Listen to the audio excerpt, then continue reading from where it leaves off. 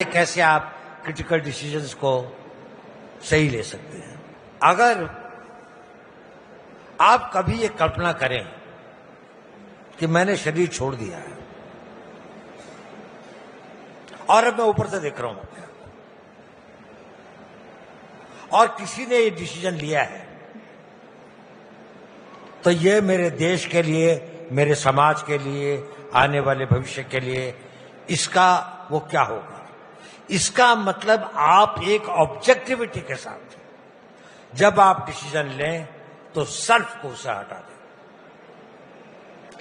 Self भी important है, बाद में लाएं।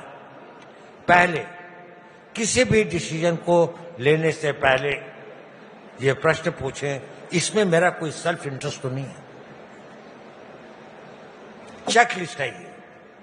दूसरी बात, मुझे डर तो नहीं लग रहा है। अगर लगे कि ये डिसीजन मैं किसी डर से कर रहा हूं तो छोड़ दे उसको, वो भी क्रॉस है। लालच, मुझे कोई लालच तो नहीं है। जब आप अपने आप को एक ऑब्जेक्टिव तरीके से अपने बिल्कुल डर, इसे कहते हैं साक्षी भाव, साक्षी भाव से आप उसको देखते हैं तो आपकी डिसीजन मेकिंग क्षमता में एक चीज आती है, क्लैरिटी। फिर आप क्लैरिटी देखते हैं, फिर नेक्स्ट सवाल आता है, व्हाट इज दिस कॉस्ट। अगर मैं निर्णय लेता हूं तो क्या मेरे 1000 आदमी मारे जाएंगे,